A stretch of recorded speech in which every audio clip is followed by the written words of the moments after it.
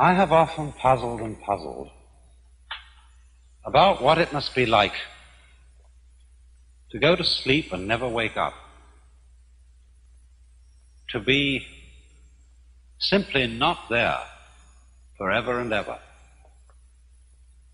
After all, one has some intimation of this by the interval that separates going to sleep from waking, when we don't have any dreams but go to sleep, and then suddenly we're there again, and in the interim there was nothing. And if there was never any end to that interval, if the waking up didn't happen, that's such a curious thought. And yet, you know, I believe that although that's rather gloomy kind of consideration, I've found that's one of the most creative thoughts I ever thought in my life. And I keep going back to it. You know, it's in line with a lot of the very fundamental questions that children ask. When they say, "Mummy, who would I have been if you had married someone else?" These are the kind of questions that make us puzzle profoundly about our existence.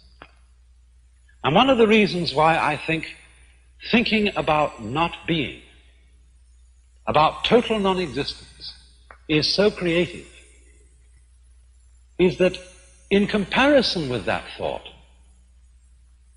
the fact that we are seems kind of queer, incredibly odd.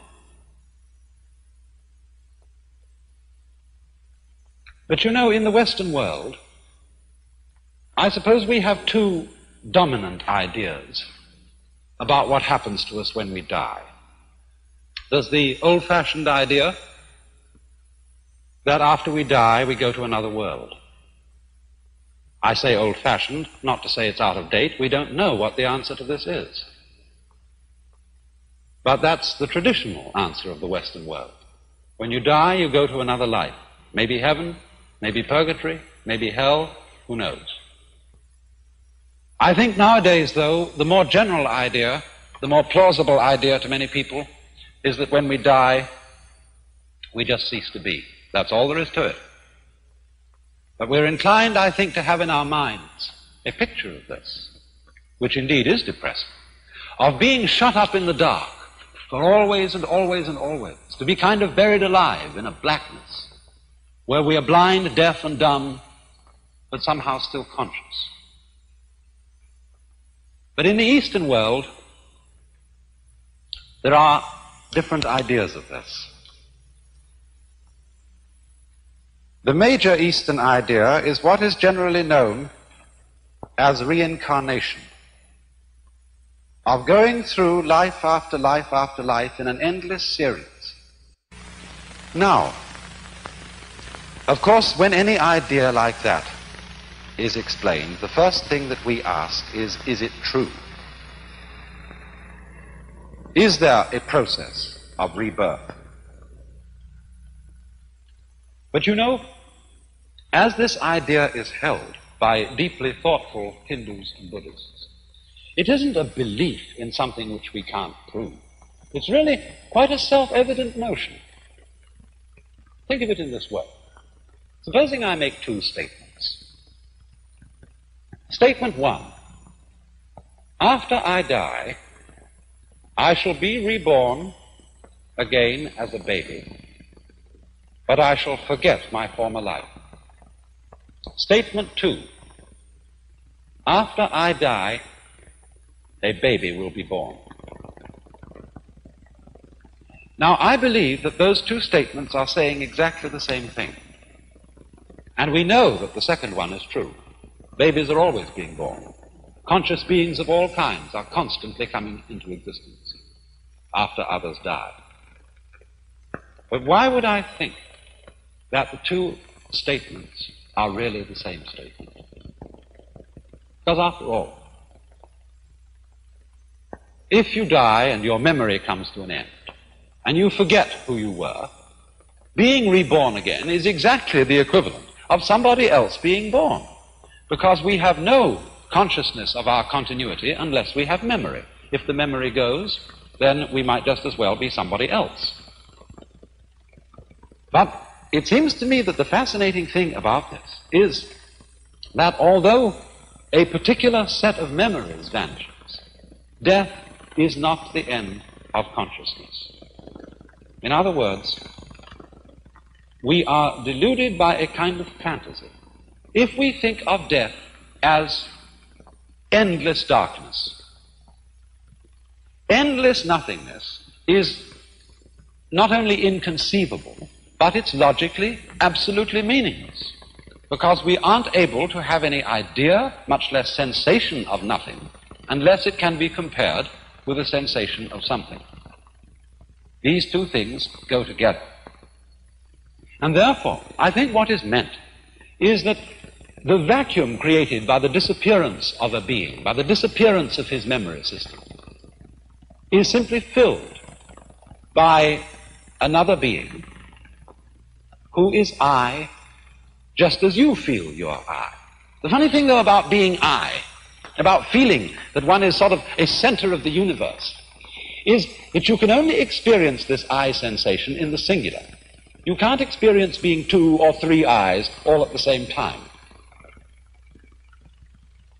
Now then, it seems to me that this idea has three very important consequences. One is that the disappearance of our memory in death is not really something to be regretted.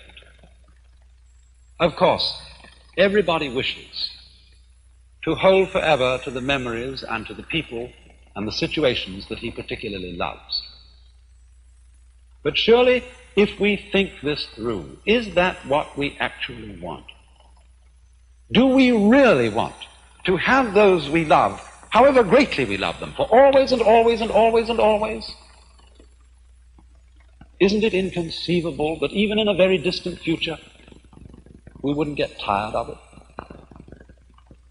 And this indeed is the secret of the thing. This is why the demon of impermanence is beneficent. Because it is forgetting about things that renews their wonder. Just think, when you opened your eyes on the world for the first time as a child, how brilliant colors were. What a jewel the sun was. What marvels the stars. How incredibly alive the trees were. That's all because they were new to your eyes. Or in the same way, you know how it is, you've been reading a mystery story. And you're looking around the house, want something to read, and you pick up an old mystery story. If you read it years and years ago and you've forgotten all about the plot, it still excites you. But if you remember the plot, it doesn't excite you. And so, by the dispensation of forgetting, the world is constantly renewed.